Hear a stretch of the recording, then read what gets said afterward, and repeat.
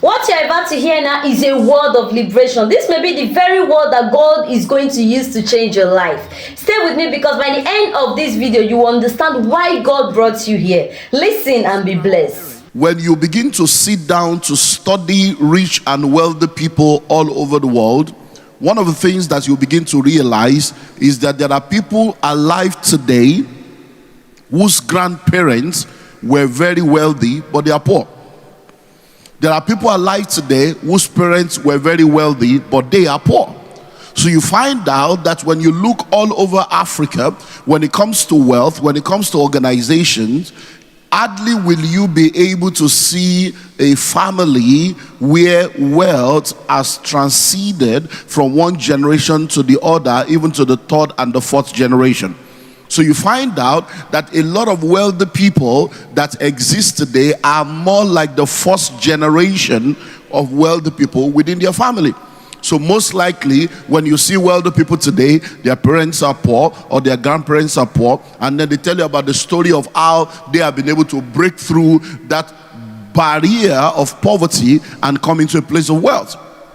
But when you also sit down with them, you find out that one of the major fear of a lot of people that are first generation wealthy people is the fear of, will this wealth that I have been able to create, will it live beyond me? So you see a lot of people thinking of how to ensure that their children and those that have come after them are better positioned and better equipped, so that the wealth that they are creating can transcend beyond them. Now, in the month of March, we have a group known as the Billionaires Conclave. Wisdom, Olorunse, Timothy, they are all parts of that organization. And we have a lot of people that we're training and mentoring to be able to help them to build sustainable wealth on the continent and even in the world. And our focus in the month of March, in our meeting this year, was building transgenerational wealth. Why? Because we're trying to help people to understand that it's not just enough for you to become wealthy for yourself. You need to be able to build transgenerational wealth and build transgenerational organizations. And we began to look at some of the organizations that have not been able to move beyond 20 years, 30 years of their existence. And we also did a case study of some organizations that have transcended 50 years and 100 years. And one of the things I shared with them, which is part of what I want to reveal to you today, is the fact that one of the reasons why a lot of organizations and a lot of wealth does not go beyond the first generation to become sustainable is because most of the time the first generation is always a pioneering generation. When people are pioneers, they have that drive and that passion to make sure that they push and push and push until they're able to come into a place that makes this easy for them. So the first generation is always a pioneering generation, but by the time the second generation comes, unfortunately, the second generation most of the time becomes a maintenance generation. So the second generation begins to focus on how they can maintain what the first generation has created and pioneered. By the time we get to the third generation, you find out that the third generation have become an entitlement generation, because most of the time the third generation are people that are born into a place where they have not been able to understand the struggles of the first generation. They were born into wealth, they were born into ease, they have been able to leverage on the possibilities that have been created by those that have gone ahead of them. So you now find out that by the time we get to the third generation, the wealth begins to fizzle out instead of being sustained. So in order for wealth to be sustained and in order for wealth to become transgenerational, every generation must be a generating generation. So the first generation must be a generating generation that continues to generate wealth. The second generation must be a generating generation that continues to generate their own wealth while also maintaining the wealth of the first generation. So they use the wealth of the first generation as a leverage to speed up their own journey while generating their own wealth with the uniqueness of their environment and the uniqueness of their own generation. And the third generation should never be an entitlement generation. The third generation should appreciate whatever they have received as a gift of grace and as an opportunity to move faster and make greater impact. So the third generation should also be a maintenance generation that is also a generating generation, because you find out that even though we have one world, we have different seasons. So seasons will always change, time will always change. And that's why we say to people that in the world that we live in today, you have to learn, unlearn, and relearn continually. So in sustaining wealth in today's era, there are a few things that I want you to take note of. And let me just narrow it down to two. Number one, what is your definition of wealth?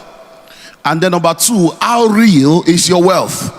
If you are going to sustain wealth in this new era, you need to have the right understanding and the right definition of wealth. Number two, you need to answer the question of how real your wealth is.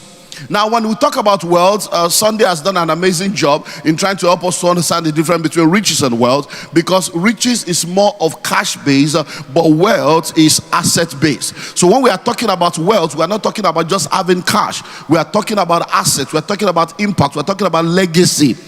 So it's very, very important for you to know that if you are going to sustain wealth in this new era, you have to have the right understanding and the right definition of wealth.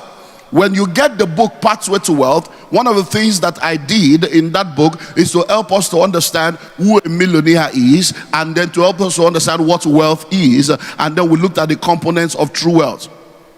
Now, if all you have is money, you are poor. If all you have is money, you are poor. If all that you can lay claim on is that you have money, you are not really a wealthy person, because wealth is beyond money. So when we look at what I call the components of true wealth, there are some things that has to be in place in order for you to say you are truly wealthy, because they are all the ingredients and components that come together to really create and define a truly wealthy person. Number one, strategic relationship. A truly wealthy individual is a man or woman that has social capital. It's a man or a woman that have the right kinds of relationships in their life. And you don't ever want to know what it means to have all the resources and not have people in your life. There are a lot of people that have done a lot of things to try to get money. They've kicked out people, they've maligned people, they've defrauded people, and they've done all kinds of stuff only for them to now have the money, and there's no one to enjoy the money with. A lot of people have lost their family in pursuit of wealth and in pursuit of riches, only for them to finally have the money, and there's no family to enjoy it with. So when we're talking about real wealth, one of the components of real wealth is strategic relationship. Number two is the material possession. Material possession, which is assets. So you need to have assets, and I'll come back to that. Number three is cash. And that's very, very much part of wealth, but that is just one component of wealth, because if all you have is cash, then you're not truly wealthy. Number four is experience. Experience is wealth. That's why we talk about wealth of experience. Number five is knowledge and skill. Knowledge and skill, because in the world that we live in today, knowledge is the new money, and those who know rule over those who do not know. To the degree that you are ignorant, that's to the degree of bondage that you're going to be experiencing in your life. Number six is health. Health is wealth. You don't ever want to know what it means to gather money, and after you have all the money, you don't have the health to enjoy the money. There are a lot of people that have lost their health in pursuit of money, and now they have the money and they're trying to use the money to buy back their health. And then finally, faith in God. Faith in God. We have said it over and over again. You are either in the secret cult or you are in the secret place. If anyone is deceiving you to think that you can operate in the marketplace without secret, that's a high level of deception. The world that we live in today trades on secrets, and that's why it's called trade secrets. So you are either in the secret cult or you are in the secret place. Everybody is using something. Just be sure that what you are using is the right thing. Everybody is using something. So the question is, which one are you using? Because many times we see the marketplace as just a secular place, but that's a deception. The marketplace is not just a secular place. The marketplace is a highly spiritual place. There are spirits that are functioning in the marketplace. Forget the suit and tie, forget the boardroom, forget the packaging, forget the branding. There are spirits at work.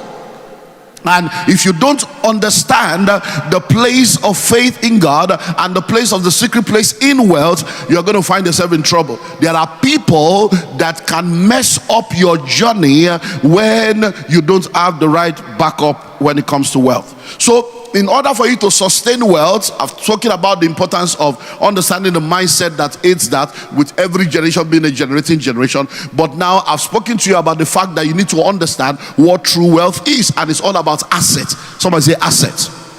Somebody say assets.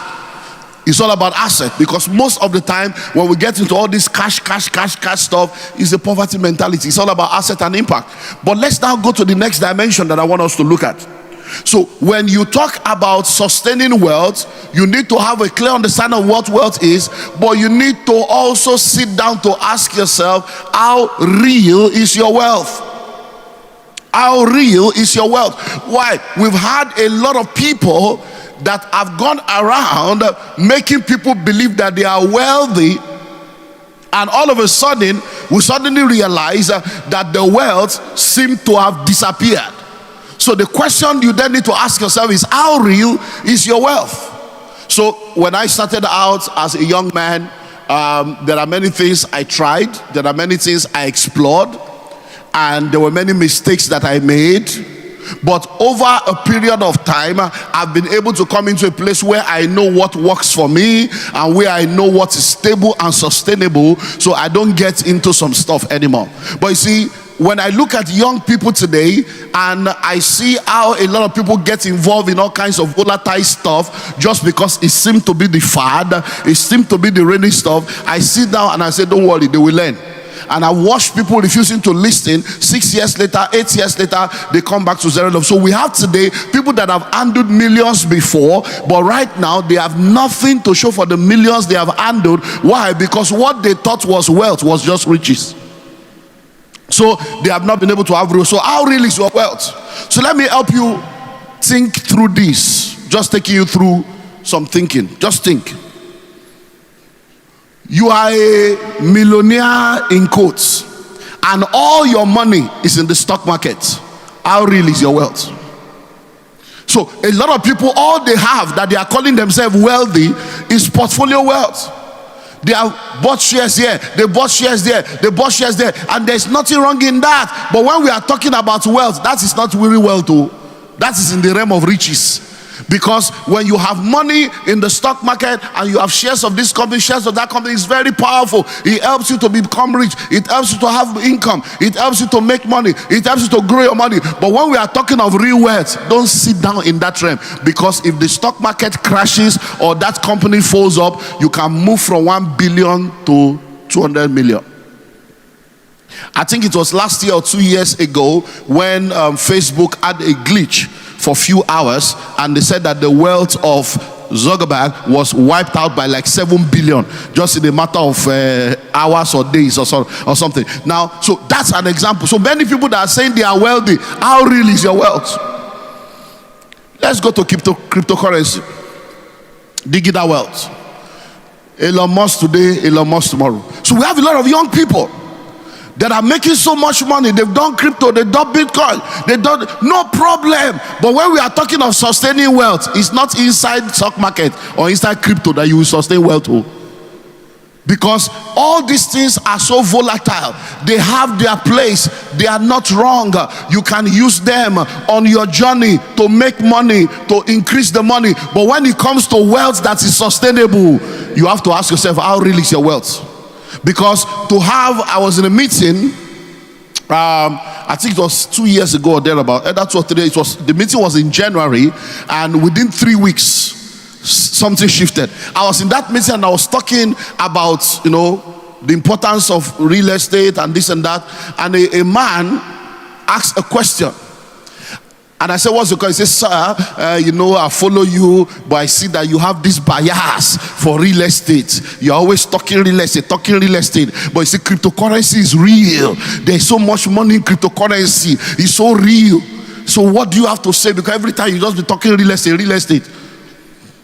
So when they finished, I said, well, I just want to ask you a question. Right now, as you are talking to me right now, how much is your total net worth in that crypto world. He said, I have like 38 million. I said, wow, wonderful.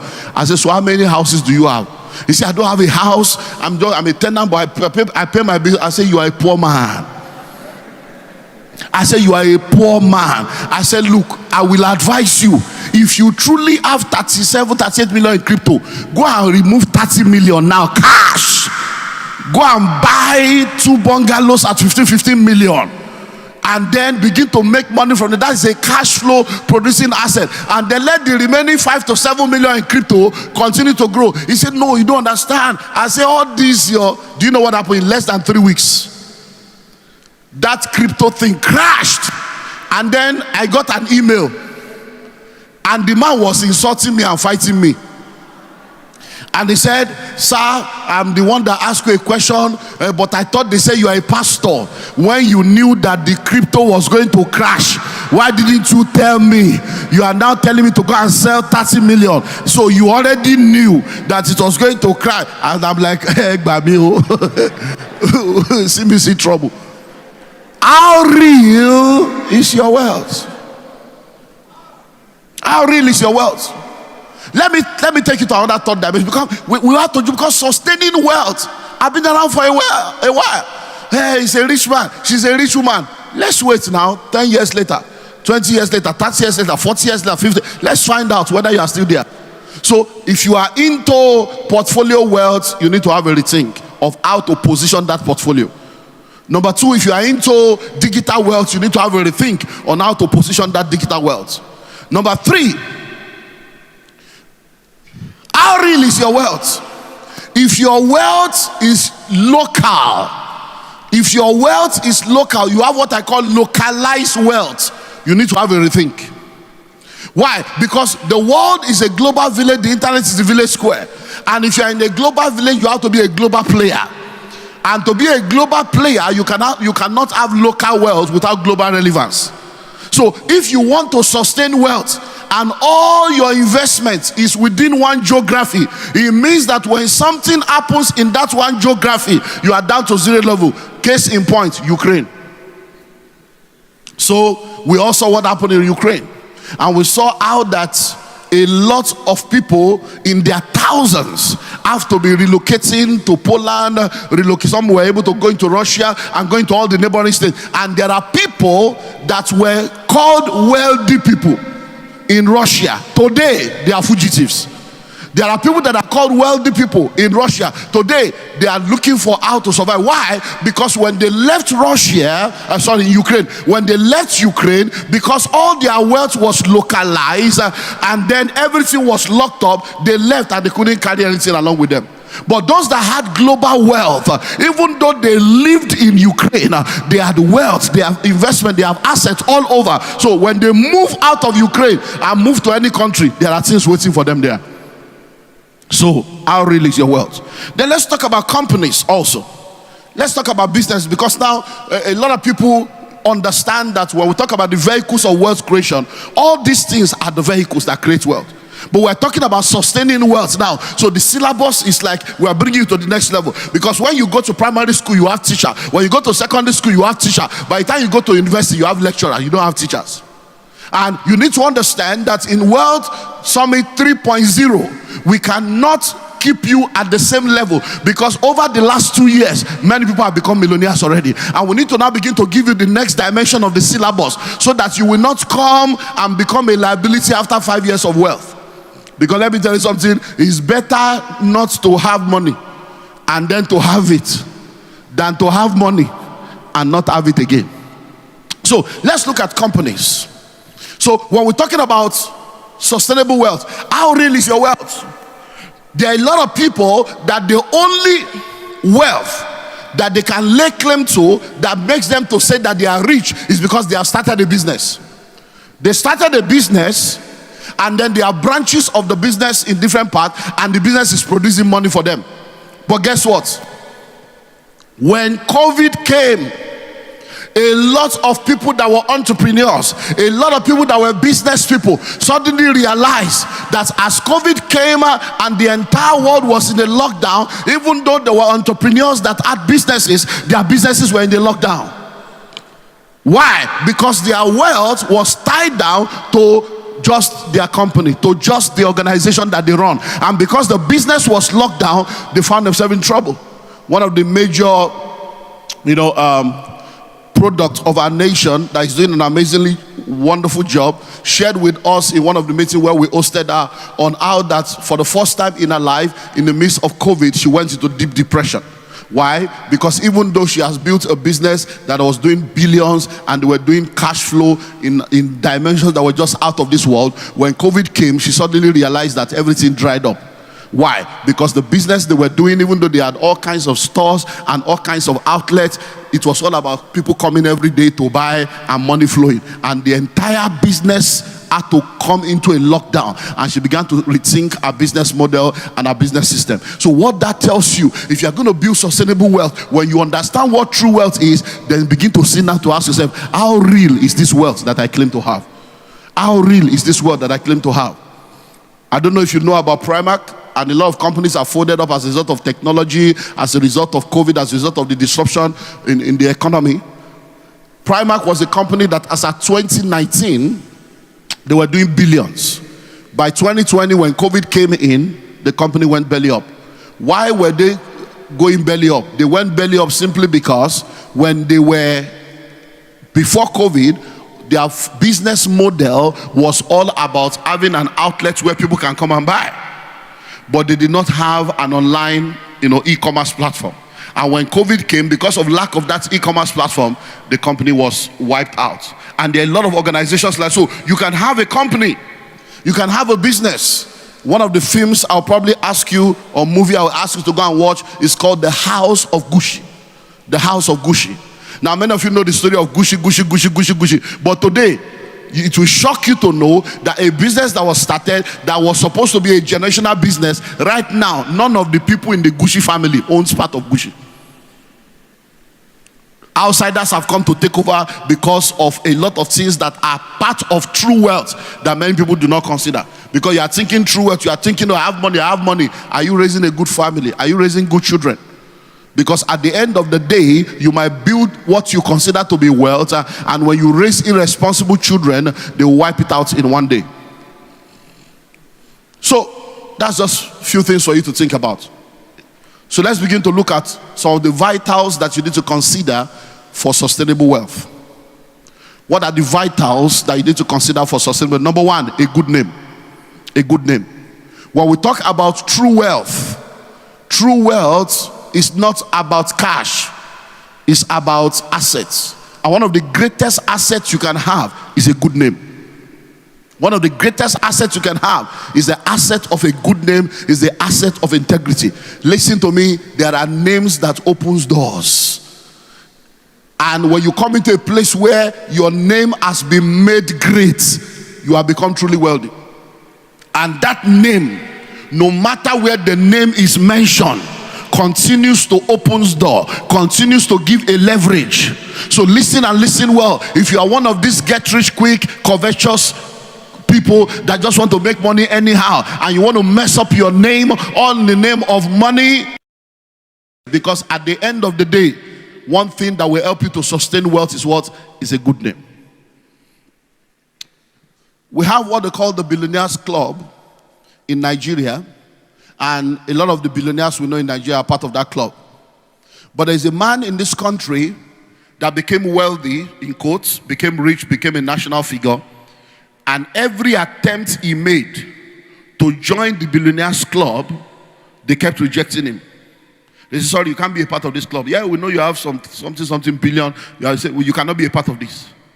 And the singular reason why they did not, the two reasons why they did not accept him into that group is, number one, your name. Your name. Your name. When we push your name into the market, the news that comes with your name, the controversies that comes with your name, the stories that come with your name, we don't want that kind of stuff with this group.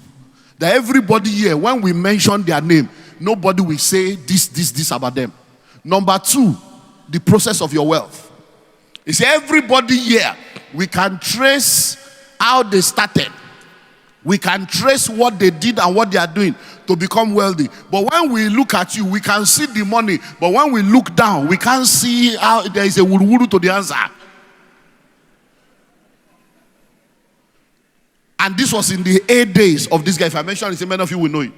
8 days of this guy. He was playing in hospitality, playing in oil and gas, playing in the aviation industry, playing. Today, he's nowhere to be found. He's still alive, but nobody reckons with him anymore. Why? Because like Nee was saying in the first session, it's not about what you do now. Just come out and within 2-3 days, 2-3 years, you are making money and you say you are collecting money. No. It's not that. It's after 10, 20, 30, 40, 50 years. That's why we're going to know whether you are truly wealthy. Number 2 is positive values. Because when we are talking about sustaining wealth, these are the things that sustains wealth. Positive values. I don't know if you have read the book called Millionaire Next Door. Most of the time when we gather in the Billionaires Conclave and we talk about different things, one thing I keep talking about, which is a regular course, is winning at the home front. Winning at the home front. Winning at the home front. Why? No matter how rich or wealthy you think you are, if you miss it in the place of marriage and miss it in the place of parenting, you are fooling yourself. As I stand before you today, I can tell you stories upon stories upon stories of people that used to be very rich, but marital problem, children problem, wipe them out. All of us know Bill Gates. You think that because he has money, all is well at home until Bill Gates divorce. All of us know Elon Musk. Just this year, the daughter has come out to reject the father. Elon Musk's daughter said, I'm disowning you. You are no more my father. I'm changing my name. So what is the purpose of a wealth that you gather, but there is no family and there is no lineage to perpetuate the wealth? So when we are talking about sustaining wealth, it's not just about have money. You want to buga, you want to chill with the big boys, you want to kitty cat. No. That's not what we're talking about. It's about making impact. It's about being valuable. It's about 20 years, 30 years, 50 years, 100 years later, people are still referring to the impact that you made. So positive values.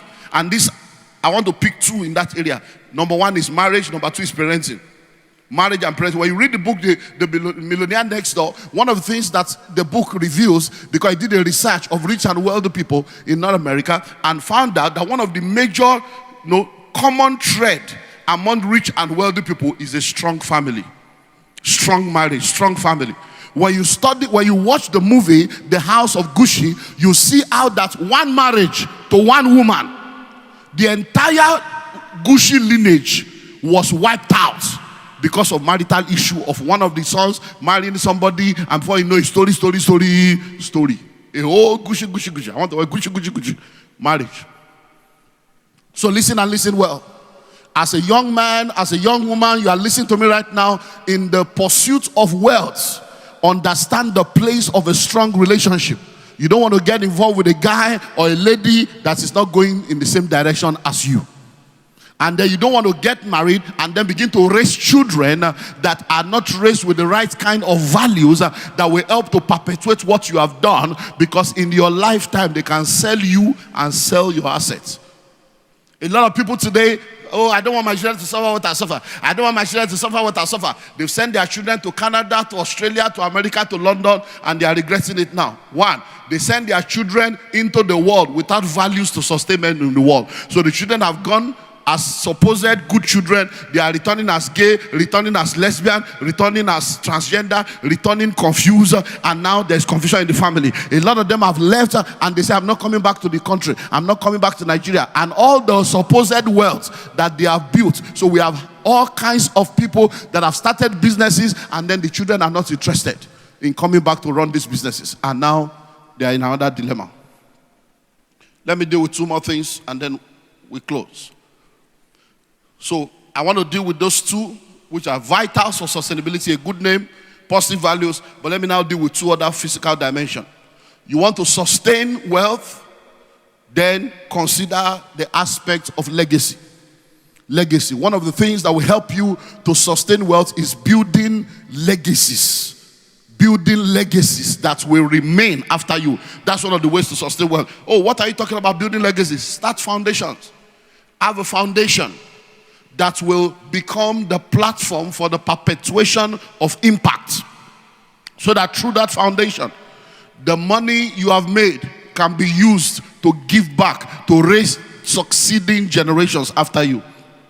So that even after you have gone, the foundation is there. And the impact of that foundation can be felt decades and centuries after you have gone. Consider endowments. Many of you need to go back to your school, go back to your alma mater, go back there and begin to endow, come up with endowment funds.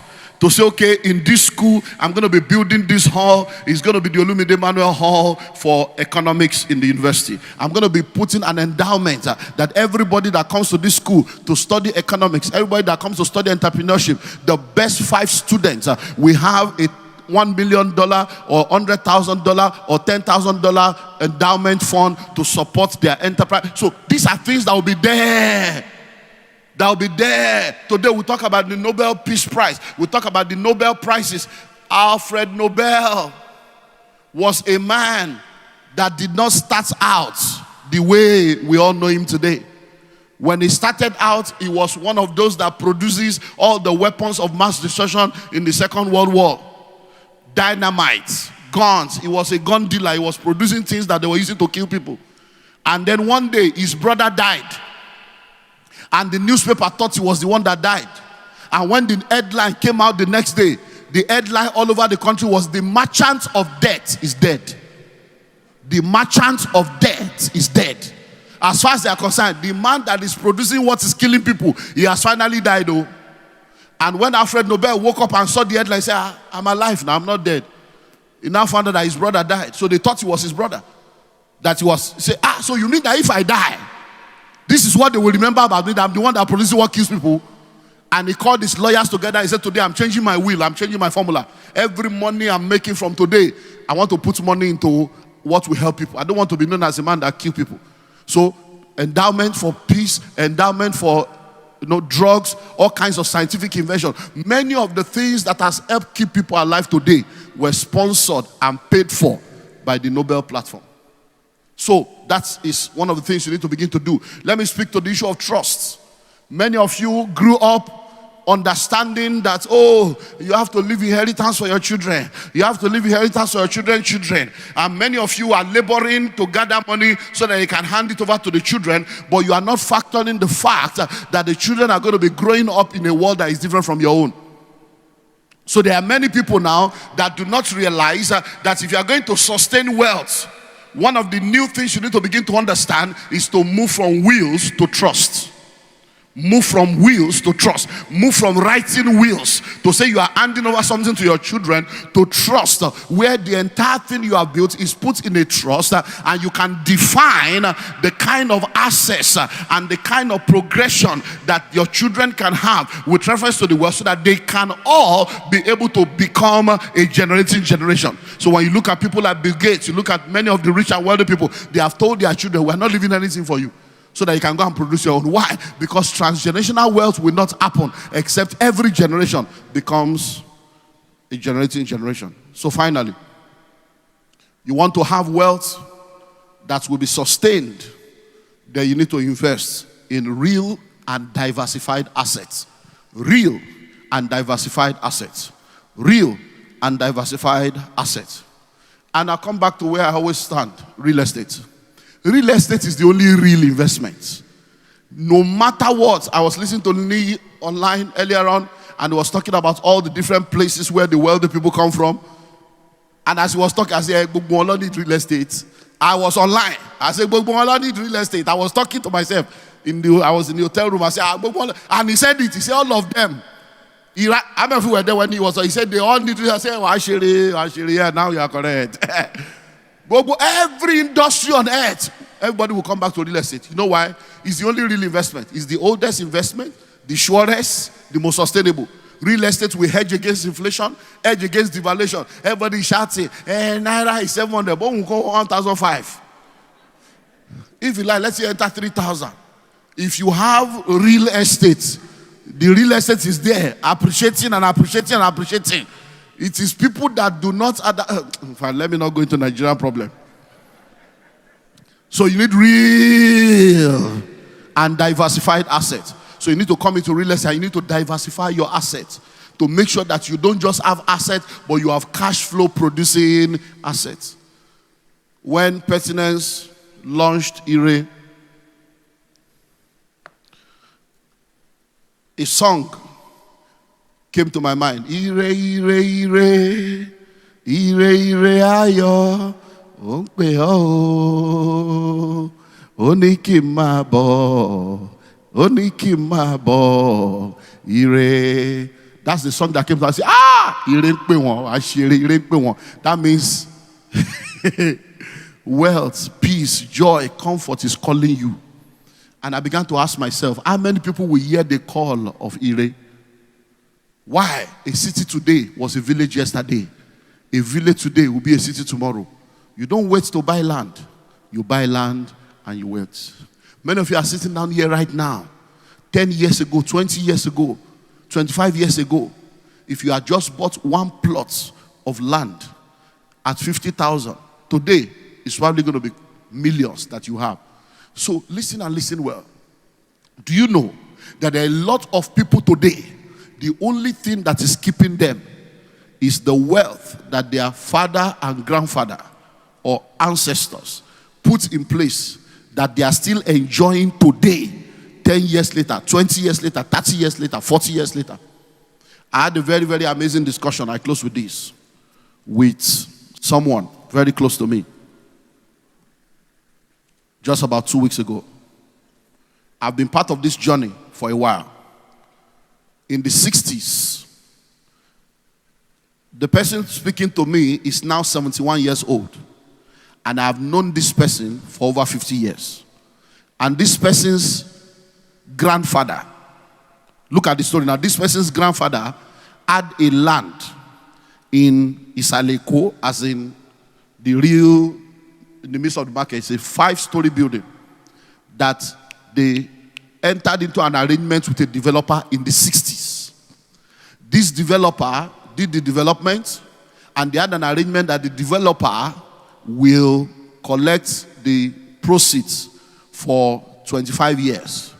When it was 25 years, many of the people that knew the details of the deal had died, including the lawyer that was involved in the transaction. One of the children of the man was the only one living in that house. Every other person has moved on with their life. Because he was the only one living in that house, he was the only one that really had some little understanding of, you see, massive, this is, to cut the long story short, the developer capitalized on the absence of key players and capitalized on the level of that young man and gave him 10 million about 15 years ago. 10 million to extend, to be the one to sign and extend another 25 years for the developer. 10 million. Guess what? The case has been in court, one story after, so everybody, they've been on it because I've been involved in that process. I pray, do this also, they've been involved in it. To cut the long story short, from lower court, they finally won the case at the Supreme Court, to discovering that the developer duped them by coming to one person. But where am I going to? Right now, everything has been settled. Do you know how much rent the developer is collecting? Listen, how much rent the developer is collecting every year from that property? 412 million.